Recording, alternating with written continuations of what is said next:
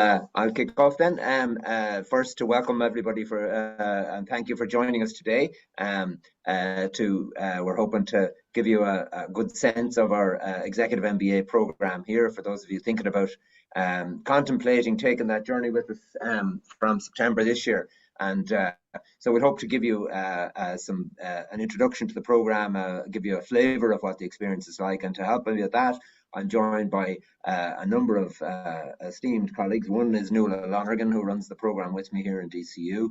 And we have two of our faculty members, Drs. Yue Gao and Peter Robbins, who are going to talk a little bit about their modules.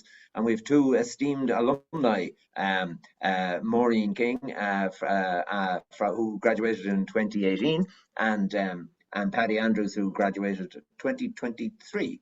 So 2022, am I right? 23, 22, Paddy? Three. Yeah, it was three. Yeah. Seems like a long time ago. So thank you so much to all of you for joining us as well, and I'll call on you as we go along to say a little bit about your experience and your aspects of the program. So I'm sure if you're contemplating joining the program, you may already be familiar with DCU but just to give you a sense of the business school, I suppose, well, I'm not going to go through all the numbers here. You can see them for yourselves, but we have a community of over 3,000 students in the business school alone, DCU now, which, if you go back to the origins of DCU in the mid-1980s, which was, a very small entity indeed, and now the school is a substantial institution in its own right. One thing I would draw your attention to is the accreditations, which is kind of how we measure our status internationally, I suppose, and globally. We are an ACSB accredited business school, which really puts us in the top 5% of business schools worldwide. The program, the Executive MBA program, is EMBA accredited, which is the global standard for these programs, and again has a minority of programs have that. And we also have a variety of other professional bodies accrediting our work, including the Small Business Charter, Charters Account in Ireland, and so forth. So and we're in the process of seeking approval for EQUIS accreditation, which is kind of the third element of the what's called the Triple Crown for business schools, and we're hopeful, and we have a very big month coming up in February, where we have the accreditation visit for that as well. So these things matter in terms of the portability of your degree, I think, particularly outside Ireland. When if people know you have an MBA from an EMBA accredited ACSB accredited school, it answers a lot of questions before they ask them in terms of the quality and the standards around the program. So that's just to give you a flavour of that. We have, I think, we're up to 88 full-time equivalent faculty now, and growing all the time. So it's a growth business, and we're punching above our weight in most aspects of this, including the research side. So I think probably what you're here to learn about is the program, and so we've tried to summarize the structure of the program, which was considerably revised in 2023. So Paddy probably is looking at this going, what on earth happened to it? I don't remember any of that, and Maureen too. But we launched the new curriculum in September 2023. So the first year of this new curriculum has been delivered, and but the core elements of the program are the core content of the program is as it was. But as you can see, we have the kind of purpose of the program, I suppose, is around leading personal, organizational, and societal impact. And then in terms of inputs around the content of the program, we've kind of gone from having a lot of small modules. We had about 18 5-credit modules in the past, to having a very much smaller number of bigger modules, which are more integrated. So entrepreneurship, innovation, entrepreneurship, and disruptive technologies. Peter Robbins is going to talk about part of that. The main strategic project, 20 credits in the middle, which is sustainability and strategic consultancy, and UA is going to talk a little bit about the sustainability side of that, and how we're helping to add that. That's a dimension of the program that wasn't as strongly emphasized in the past. I won't go through all of the modules, but you can see the majority of the modules are now bigger and more integrated and our team taught. So a good example is the one that we haven't delivered yet for next year, economics, finance and accounting. That would have been in the past, would have been 3 separate modules with 3 separate assessments and delivered by 3 distinct people, not really working together. Now it's a single module where 3 senior faculty members work together to design and to deliver it, and then there's an integrated assessment. The idea behind that is that we kind of realized, it took us a while, but we kind of realized that the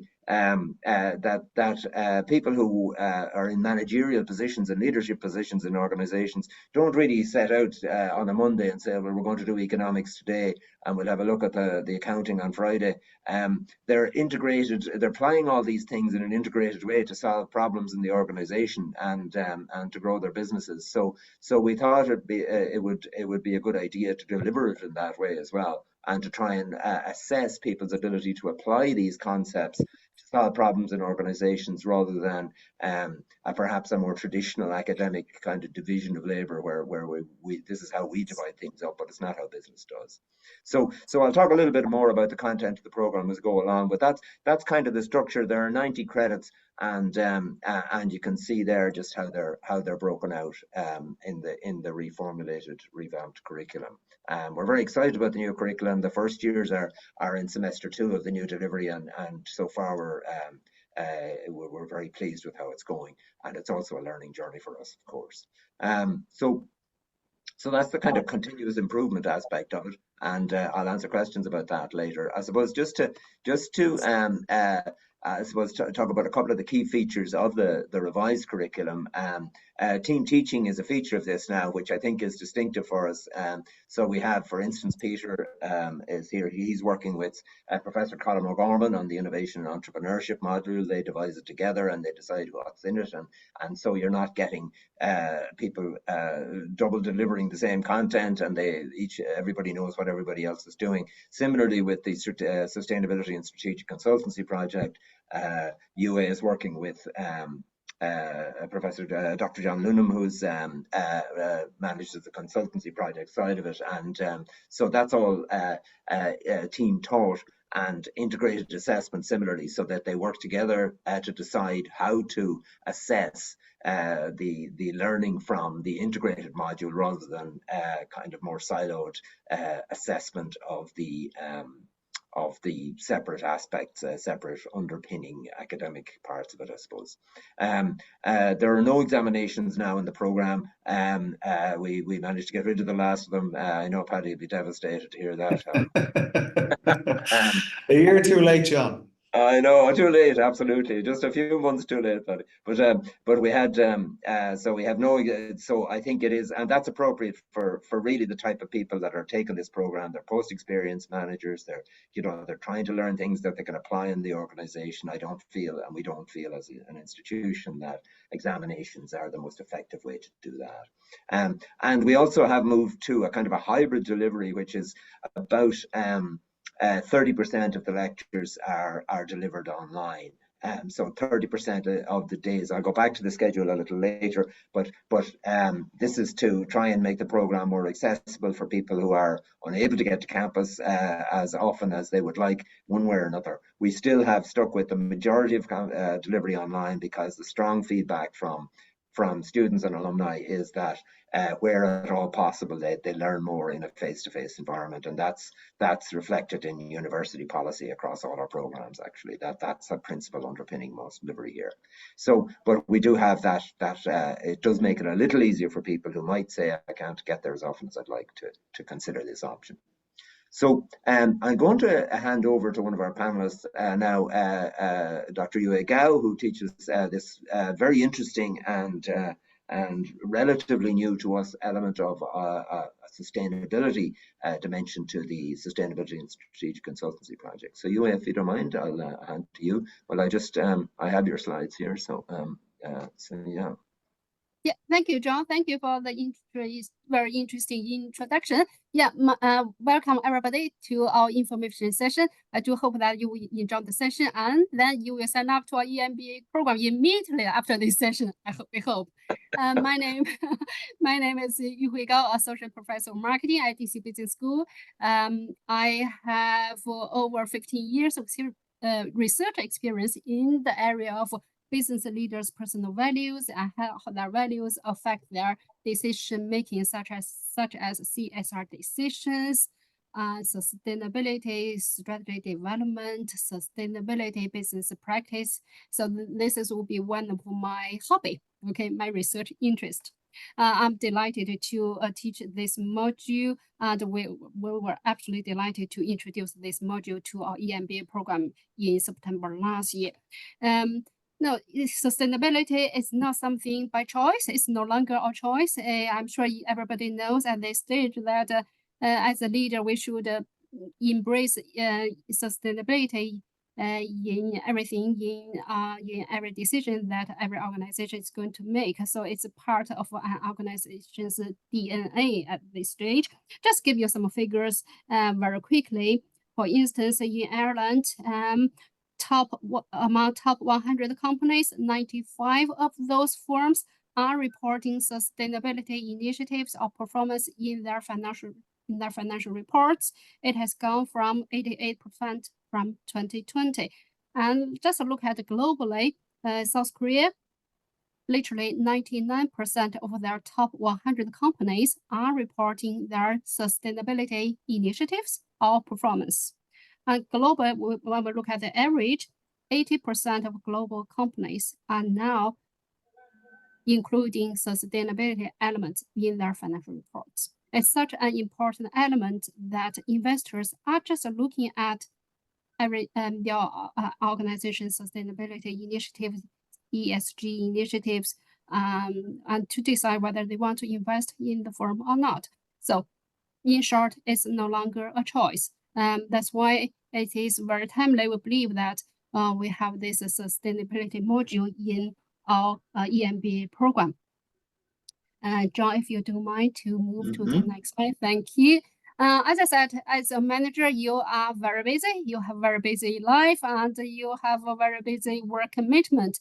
So I have designed this content where I believe it's very specific, very focused, but in the meantime, we'll equip you with the knowledge, terminology, theory, and more importantly, getting to know what is happening in the industry. And then after you finish this program, you can still have that, you have built up that learning capability to continue to learn, to continue to raise your sensitivity and awareness of what is happening in this field. So those core elements start from building purpose-led business, such an important area that every organization has started to realize that every business should have a purpose. So you have to ask your question, what's the purpose of business? If you don't have a purpose, maybe you shouldn't be there. So that's the first theme, how to become a purpose-led business. And the second theme we are going to discuss a lot will be how to develop a credible sustainability strategy. And then we will work on case studies, simulations, guest speakers to talk about what do they do, what's the current best practice in industry. So that's our theme 3, putting words into action. And then we look at reporting and governance, such an important element because the implementation of CSRD, it's by requirements now, by EU requirements. So companies with over 250 employees are required to report their ESG activities or performance. So we will look at it in detail, and we have guest speakers to talk about this area as well, reporting, governance. And finally, storytelling for sustainability, how to sell your stories, but sell your story in such a credible, authentic, powerful, impactful way. So that's probably one of my favorite themes as a marketeer. So these are clearly 5, there are just a clear 5 themes that I deliver in semester 1. How the module is delivered, okay, you're not just going to hear from me. The module is delivered with a mix of guest lectures, which have been so well received by our students. You have guest lectures, case studies, simulations, discussions, you will be, I try to use the words, you'll be entertained by the content and the structure and the design of the module. So it's, as you can see, we had a couple of speakers coming in, talking about green energy, marine energy. We had a speaker coming in from a consulting firm to give very comprehensive illustration and discussion about reporting.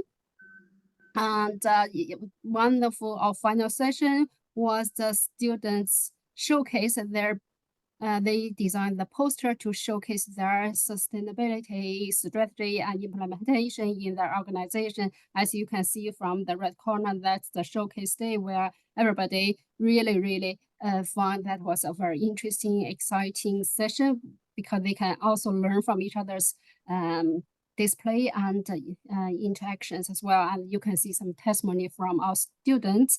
What I wanted, another thing I would like to highlight was that one thing I was really impressed by our EMBA class is their supportive culture within the class. So don't be surprised that you will find yourself blowing some birthday candles in the middle of the class. That just showed how supportive the EMBA family or EM team is. And with the support from Nuala, she's brilliant, and our program director, John, you won't be lost, you'll be supported along this journey. So highly recommended to join us in September. Do sign up. Thank you, John. Thank you, Yue. Your background as a marketeer isn't lost in this context. Super job. Thank you. Thanks very much for sharing that. And it's this module, I think, is a great addition to the program. Thank you. So the other person who has joined us here, Peter, Dr. Peter Robbins, and he's works with Professor Colin McGorman on the Innovation Entrepreneurship module. And Peter, maybe you tell us a little bit there. Thanks, John. Welcome, everybody. The last week saw the closing ceremony of Davos, the World Economic Forum, and the word that was most in vogue there was polycrisis. And I just wanted to refer to it as the background against which business is happening these days. It refers to the swirl of global emergencies that include climate change, the war in Gaza, a general economic slowdown, the plateauing of industries, the rising inflation, the war of Ukraine. And it's clear in this context for business, we need more creativity and innovation, not less.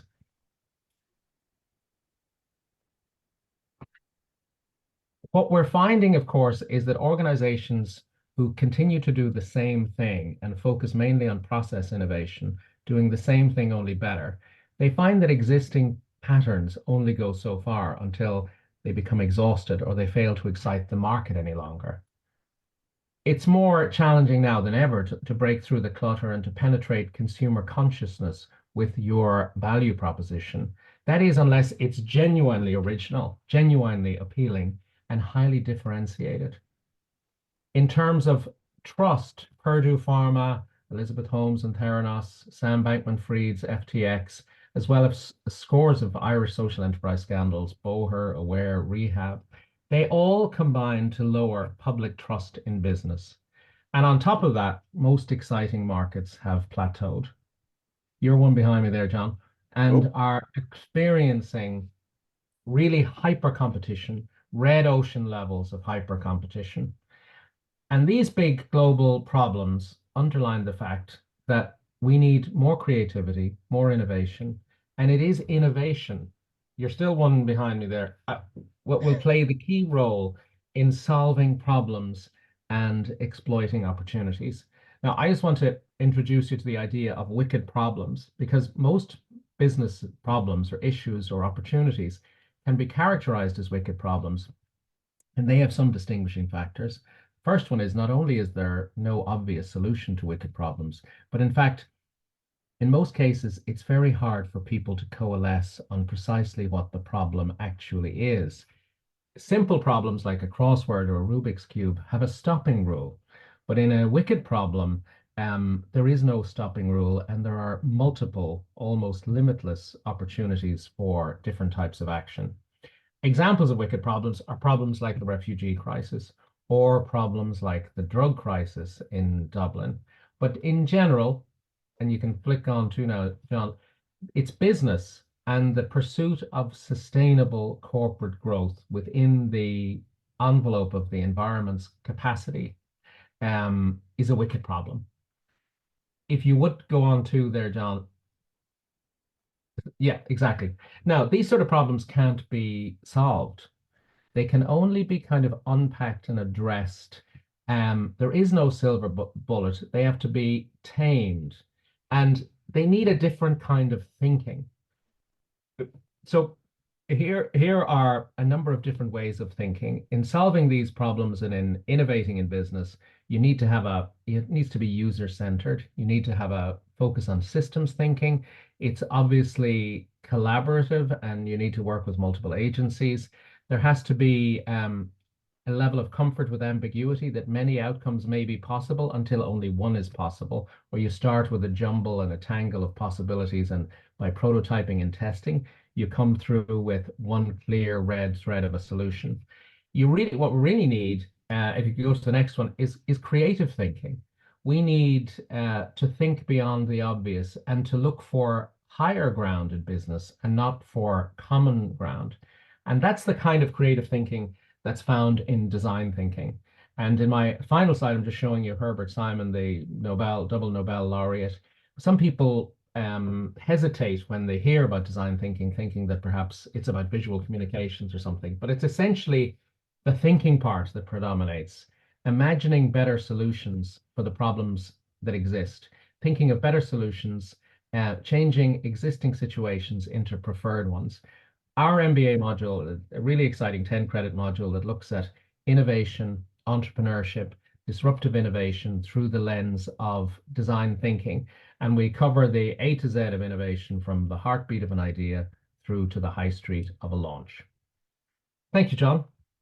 Super. Thanks, Peter. Super. Yeah. I can't imagine not having an appetite for more from that. So thank you very much. So going back to the program, and thanks to both you and Peter for giving us such a good flavor of the modules. So the delivery of the program from a more practical angle.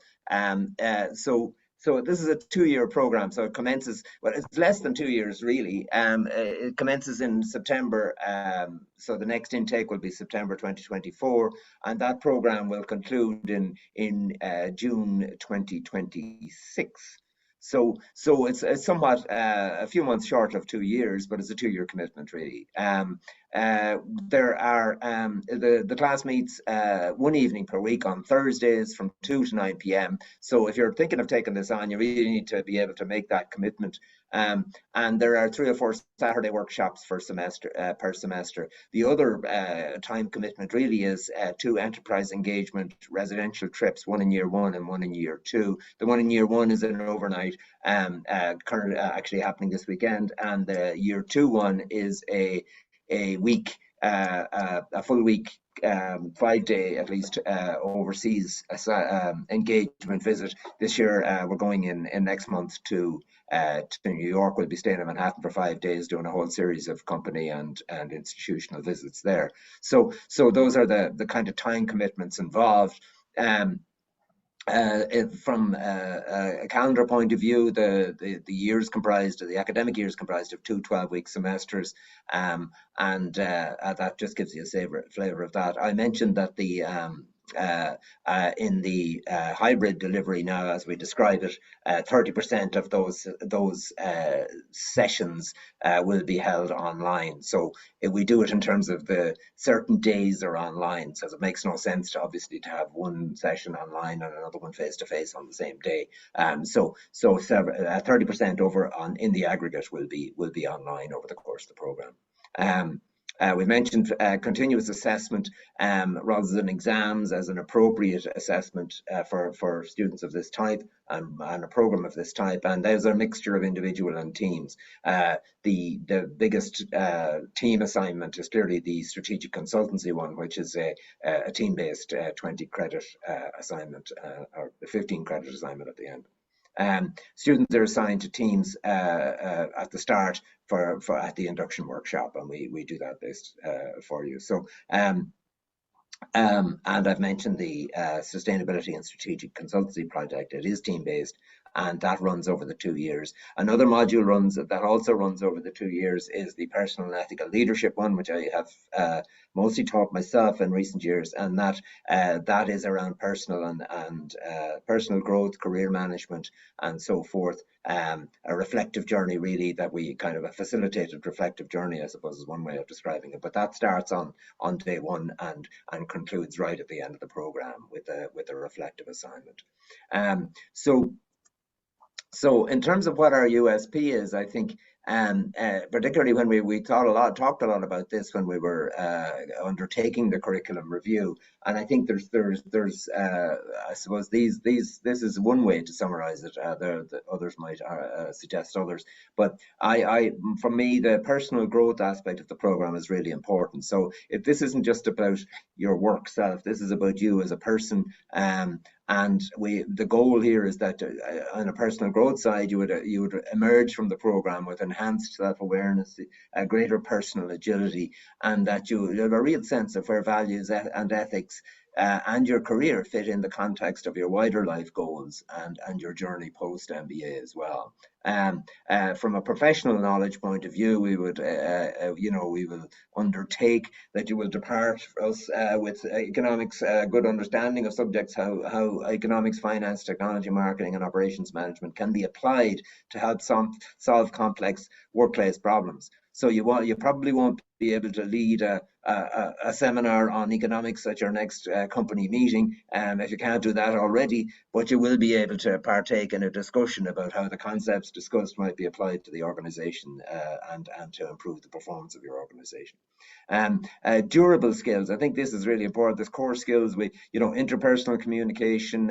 Yue was just showing pictures of the poster presentations. You do lots of work on how to deliver, to prepare and deliver effective presentations. Teamwork, a core element, as you can see throughout the program, and a very positive one. Change management, building and maintaining positive relationships, and networking. The networking in the class, and networking and building your networking skills more broadly.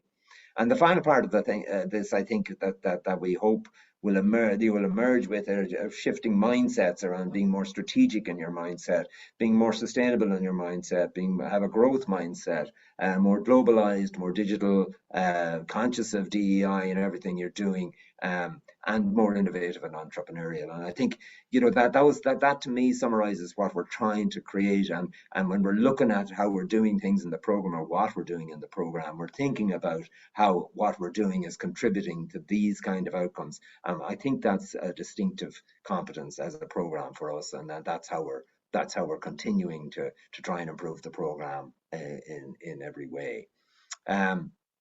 So I thought that's me trying to persuade you of this, but probably more credible to hear from a couple of people who've actually been through the experience. And we're delighted to be joined, and most grateful to Maureen King and Patty Andrews for joining us here. Maureen, I might ask you first, if you don't mind. Maureen King is a successful entrepreneur, graduated the EMBA program in 2018, and has been growing a business called I Trust Ethics since then. And Maureen, maybe you just talk us a little bit about yourself and how the program has contributed to your Sure, story. John. Thank you very much. And it was interesting actually to listen to you and Peter speaking. What hasn't changed is that the environments are still volatile and there's still a lot of uncertainty. And I suppose deciding to go on an MBA against the backdrop of this constant changing and having to adapt in these environments is, if you're thinking about it, I would say Nike, just do it. Because there's so much that you gain from an MBA that it's really difficult in this short period of time to try and quantify it. What I would say is, for me, I spent 20 years in the telco sector. I'm a subject matter expert in access to and disclosure of data to law enforcement agencies, right? So that's when the Gardaí come along and they're looking for your information to help with the prevention or detection of a serious crime. So I regularly give evidence in serious criminal trials. I had no ambition to become an entrepreneur and set up my own business. My CEO at the time in AIR, I was the head of fraud and security, suggested, because I was middle management, heading into senior management. I was starting to get involved in strategic projects for AIR's future in the next 5 to 10 years. And there was a lot changing and a lot evolving. And that was a really interesting time to be involved. So it was a recommendation internally. And then I went to explore and look at it. And what I found from a DCU perspective was that although John and Peter and UA, you've gone through your modules, you've gone through DCU has always managed to keep itself really relevant and ahead of the curve. They can literally see around corners, right? And that's what I found in my learning experience. But what I would say is, for me personally, which was core to it, there's a deep caring that everybody in DCU has to want and will you to achieve to the best of your ability. And you go on this transformative program. John, you spoke about it there. I think it's the PAM. Paddy, I don't know whether you did the same, but that personal leadership journey is transformative. And I remember in Melrona's class talking about Bill George and Metatronics around those crucibles. And that was the moment for me where I figured out who I was. So John, you were talking about self-awareness. That is key and critical to it all. I figured out who I was and why I'm here. What is my purpose? I'm here for a reason. And what it did was gave me that, I suppose, appetite for lifelong learning. And I had a bit of imposter syndrome. I was really uncertain as to whether or not I didn't consider myself to be academic. And I remember Patrick Flood saying, well, Maureen, hold on now on that one. We'll leave the jury out on that for another little while. Yeah. But having to do your personal awareness, I know my personality type. I know I'm a protagonist. I did my Belbin role. I did all these things to figure out who I am. And what I would say is that is a key and probably the differentiator, having explored other MBAs and met on one-to-one interviews to figure out what is the best place for me. The reason why it was the best place for me was it helped me to grow. And then I went on to set up my own business very successfully for the last 7 years. And interestingly, only this year, I pivoted from being a consultancy firm into a tech. And what's fascinating about that is that I did my platform strategy assignment in 2018, which I'm now executing this year. And so it's the gift that keeps on giving. I keep going back to Clayton's business model innovation. I use that for the setting up of iTrust Ethics. I've used the Lean Canvas 6 or 7 times, and that's a 1-page business plan. Didn't know it existed. I mean, the amount of material and content and tools for thinking is just incredible. And I keep dipping into them. And then the connectedness piece. Sorry, Pat, let you jump in. I'm hogging the mic here. I'm so sorry. You're all right, Maureen. You're all right. I just get a bit passionate about it because I genuinely love talking about it. And I've met the best of friends for life. It's like the GA. They're just with you for life because they see you at your worst and they see you at your best, but they're right beside you for both. So that deep community and connectedness and the people that you meet on the MBA is just incredible. So as I said, one final thing is I always remember going into John Luman's class and he put up, I don't know if he did it with you, Paddy, he put up a picture of an elephant.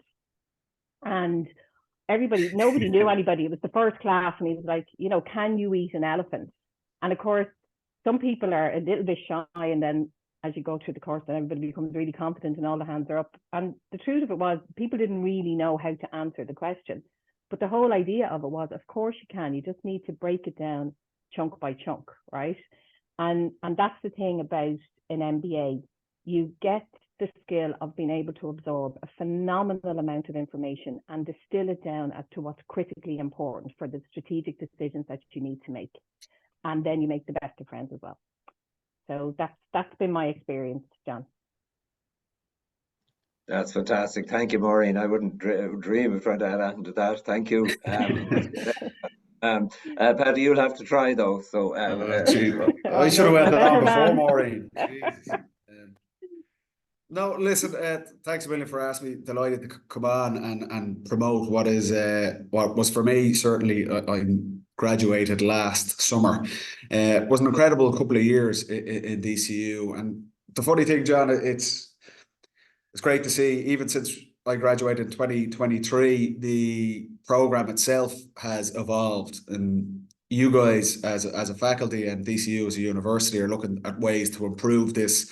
How do we take this course, the good things, the bad things, and improve it for the next crew of applicants that come in. And in essence, that's essentially what the whole MBA is about for the students. You go in and if you undertake this challenge, and it is a challenge, but if you decide that you want to do this for the next 2 years, you are looking to improve yourself. And one of the key things for me, and Maureen, your phrase, imposter syndrome, it is so true. I did my undergrad in DCU, so I had the opportunity. I decided I wanted to do an executive MBA, and there was a couple of options, obviously, around Dublin. But I wanted to go back to DCU because I had a brilliant experience in my undergrad there. I mightn't have been as maybe serious about my academics when I was 19 and 20 years of age, but the environment, the lectures, just the culture around the university was really strong. So I wanted to try and come back to that as a maturer student. So I'm delighted I did do that, and I undertook the course. And one of the key things for me was I did business and finance in my undergrad, and the MBA might be seen as a business type qualification to have, but the diversity among the class is an eye-opener, and it's a great part of the MBA. People from pharmaceuticals, from the public sector, from tech, engineers. You're getting such a diverse class around you and learning about their own journeys and what they have done and what has made their businesses or their own enterprises successful. You learn as much, I found, from your classmates who are all ambitious and high achievers themselves. That's just the nature of people who undertake the MBA, as you will from the lecturers. And I think that's a massive plus. And as Maureen has said, you generate relationships. There is a bit of the first day of school when you come in and you don't know anyone in the class, but that connection develops over time. And every module, whether it's your data analytics or the innovation modules that Peter's speaking about, they are structured for you to engage with the lecturers and with your classmates as well. So that confidence and that peer learning is a massive part of the MBA as well. And John, you touched on the point, some people may come into this and they might have done accountancy or finance in their undergrad, or they might have done economics, and they might say, well, I have a pretty good grasp of that, but I've no idea about innovation or entrepreneurship or data analytics or business strategy. So the point of the MBA, you will get a taste of all aspects of running an efficient and effective business. And from my own personal story, why I decided to do this, and a big motivation for me was, from a professional perspective, I was in an organization where I was going to be managing a team of people, and that team was going to be growing. There was going to be more responsibility on my management and leadership skills. The stage in our business, we were undertaking a significant, we were in the process of completing a management buyout, and we needed to embark on a new strategic direction. So there was tangible things that the MBA was going to cover that I was going to take from this course. So that was a big motivation. I essentially needed to do this to learn about the academics, the frameworks, the case studies, what is effective leadership, because I was going to have to bring that to my day-to-day job. So that was a challenge for me, and that was a motivation for it. And the other side, and for anyone on the call who's thinking about doing this or is on the fence, personally, I was very interested in, and I would imagine most people, but I was interested in what is effective leadership. What is a good way to manage? And honestly, do I have the character traits, the capability, the technical expertise to be a good manager? We've all been in, I'm sure, teams in business, in sports, in prior academic courses you've undertaken, where that was a brilliant team to be a part of, and we had great success. We might have been in teams where it was disastrous leadership and we underachieved, whether it's projects at work or projects in academics or sports. So I had experienced good and bad leadership, good and bad management. And I had an idea of, okay, I think this is a good way to manage people, but I was interested to learn the theory behind it, the academic frameworks, and learn from both the lecturers and other people in other industries what do you do to achieve success in your day-to-day careers? So there was a personal interest, but there was a tangible need for me to do it for my job as well. And I'm delighted, as Maureen has said, I'm delighted I undertook that. I learned a hell of a lot about myself, but also about effective leadership and techniques. There was modules on the face of it, was thinking this is going to be quite challenging. I might not enjoy this as much. And they were brilliant. And that's just the way the modules were taught. That was the interaction amongst the class and lecturers, which was a universal thing in DCU as well. So it is a big undertaking. You can't deny that, but anything worth having, you have to be willing to pay the price and make the sacrifice of the Thursday evenings, the couple of weekend seminars and things like that as well. But the benefits you'll get out of this immediately while you're on the course, in the aftermath, the year or two afterwards, when it's so fresh in your mind, but even you're future-proofing your career for 5, 10, 15 years down the line. The awareness, and John, your module is obviously big on this in terms of personal development and leadership. The awareness you'll find about it, your own strengths, your own weaknesses, or not weaknesses, areas to improve on, is invaluable to develop a good career in leadership and management in whatever industry you're in. So I presume you brought me on this call, John, to promote the MBA. I wasn't going to come on and throw it under the bus anyway, but in general, having just come out of this last summer, it is something I'm so happy I undertook. At times, of course, it was challenging, but it was so worth it. The relationships I built with my classmates and the tangible lessons that, look, I'm using every single day in managing the team here and in developing our own strategy as a company as well. So I couldn't speak highly enough of it, of DCU as an environment to learn and grow and undertake this challenge. So go for it. You definitely will not regret this. Paddy, thank you so much. Absolutely huge endorsement of the program. I do appreciate both you and Maureen being so generous in your praise of the program and for being so encouraging of others. So I'm most grateful for you taking the time and for your kind words about the program. So I'm not going to kind of try to deliver any more because I don't think I can add anything to what's been said really. But I would be very welcome any questions from anybody who's thinking about it, who would like to ask us a question here, if you wish. While we still have our panel here as well about the program or about anything anybody said. If there's anybody would like to raise a hand or however you would like to do that. I'm going to stop sharing this deck now.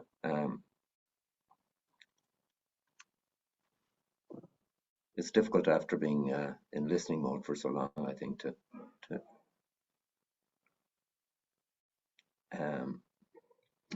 there's somebody here. Shane, thank you.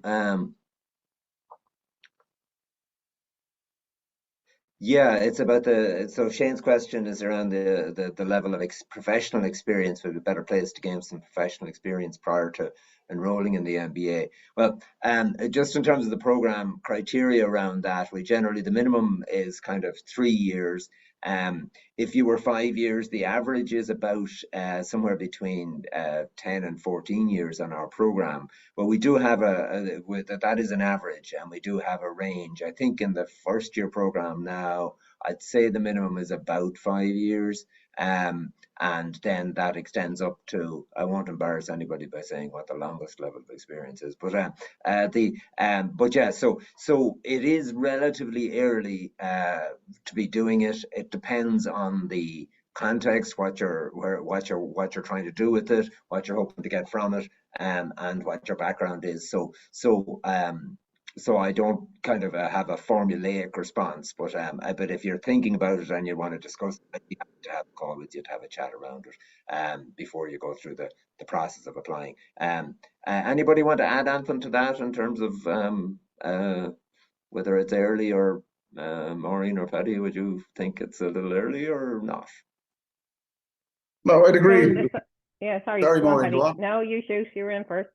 Sorry, no, it's just a lot of the course is the case studies, the teamwork, the presentations and assignments, it is kind of aligned to your current role, your job. So I wouldn't rule it out, but I think it would be easier if you're in these positions, like a lot of the assignments, I'd say, Maureen, your own experience would be similar, where explore a challenge you faced in this role and how you address this strategically or whatever, depending on the module. But it's probably easier to get more value if you have that kind of level of experience built up. But like I say, it is totally dependent on the context of your own, where you're at in your career today. But I would say it's probably easier if you do have a little bit more experience. Thanks, Yeah, Paddy. I'd agree. I don't think there's anything to add to that, John. I'm probably better placed to answer the second question, given that that's exactly where I started.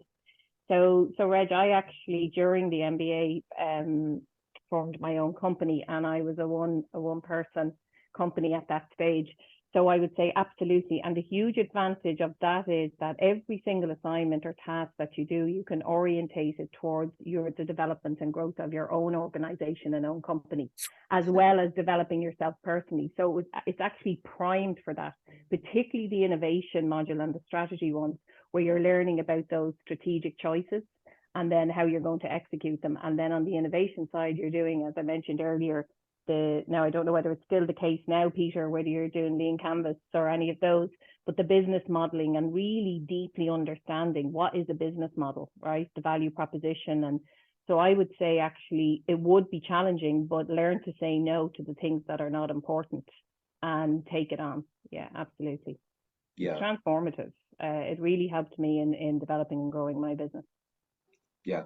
The other thing you get, I guess, is a panel of people with whom to road test your daft ideas as well, Reg. I think, having run a business myself, all the stupid stuff was stuff I set off doing before discussing it with somebody who had more sense than I had. So I think having that pool of people who you can kind of road test your thinking around your growth of your business, I think, is also a valuable resource. We've had lots of people who are in that kind of circumstance coming through the program. Yeah. So yeah, thank you, Maureen. That's spot on.